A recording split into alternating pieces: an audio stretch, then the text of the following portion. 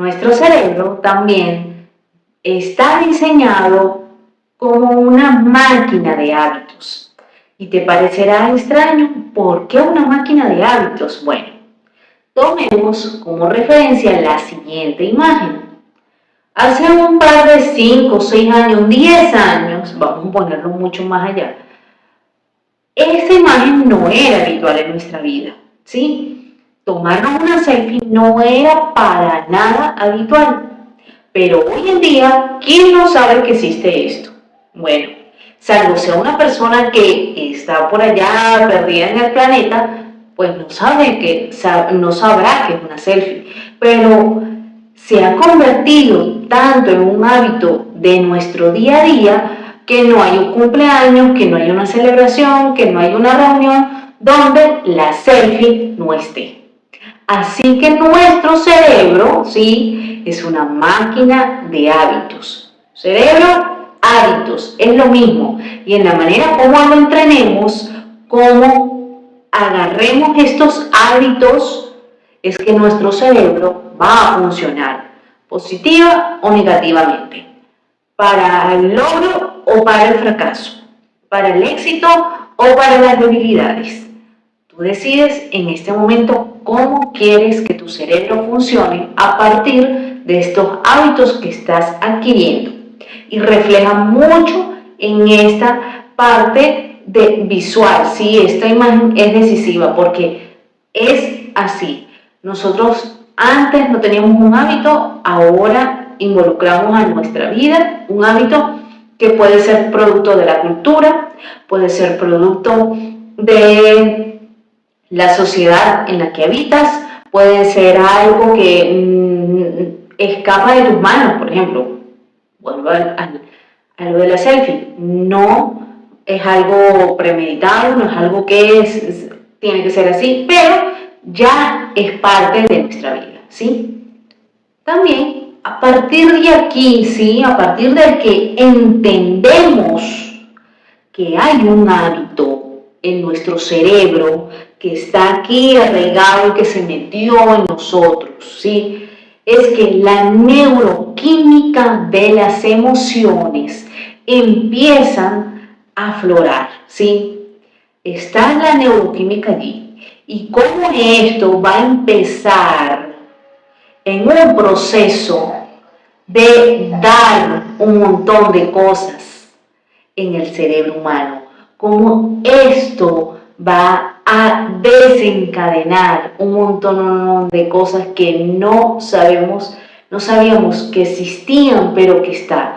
Y así como la imagen que estás viendo allí, que empieza a ver cómo se mueve el cerebro humano, cómo es el cerebro que empieza a conectarse allí, empieza la neuroquímica de las emociones, empiezan a ver cómo está afectado tu cerebro, tu sistema límbico. Después hablaremos de ello, daremos más detalles, pero a lo que me refiero aquí es que veas cómo desde nuestro cerebro va cayendo todo lo que es las emociones y que, como ya te dije anteriormente, su parte más visible es en la conducta que nosotros mostramos ante una circunstancia dada.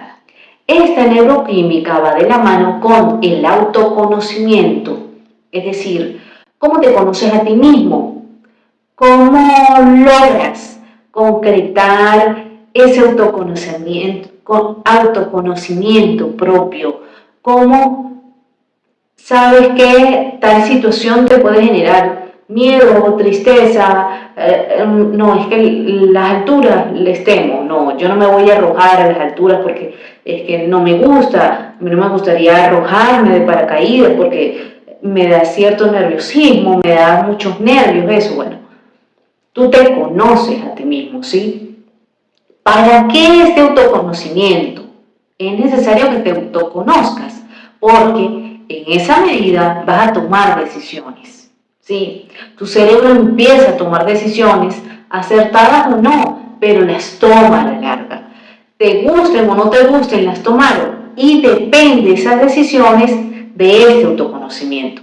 Si no te autoconoces bien y no te has ejercitado en la manera como tus emociones pueden afectarte, pues estas decisiones, esta toma de decisiones puede ser que te vayas para un barranco o por el contrario, las tomes bien acertadamente. Es por ello, sí, que de acuerdo a estas decisiones, tu salud física y mental se ven afectadas.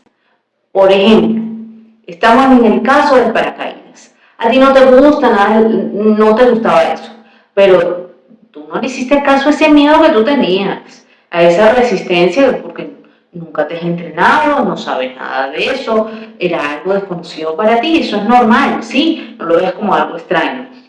Entonces, resulta que no te entrenaste bien y se te subió la tensión o se te bajó la tensión, ¿sí? Te desmayaste en ese momento, ¿sí ven? Afectó esa falta de autoconocimiento y esa toma de decisiones a la ligera, afectó tu salud física y puede ser en gran medida mental también.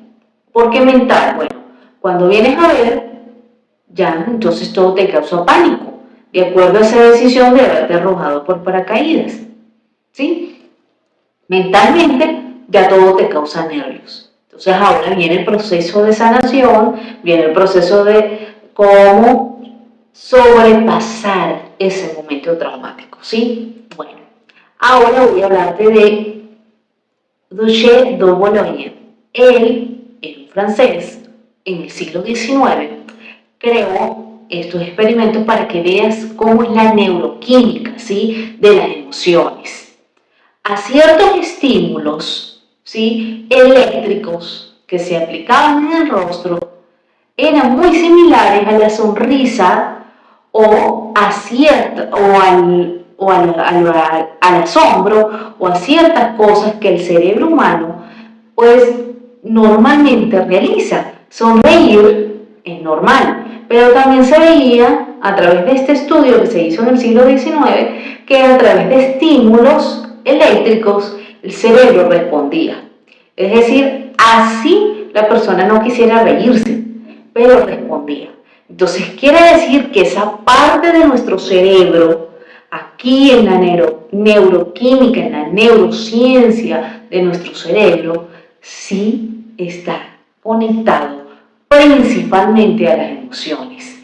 Así no lo querramos ver de un comienzo, porque fíjense, la persona no quería sonreír, pero ante esos estímulos eléctricos, el cerebro humano respondía, ¿sí? A través de la sonrisa, a través del enojo, como algo natural, ¿sí? Aplicando ese tipo de estímulos eléctricos. Así que con esto espero dar esa visión panorámica de cómo esas emociones empiezan a rotar en nuestro cerebro y cómo empezarlo a entender. Si entendamos nuestro cerebro, entendamos cómo actúa la neuroquímica de nuestro cerebro y cómo empiezan a afectar estas emociones a nuestra vida diaria.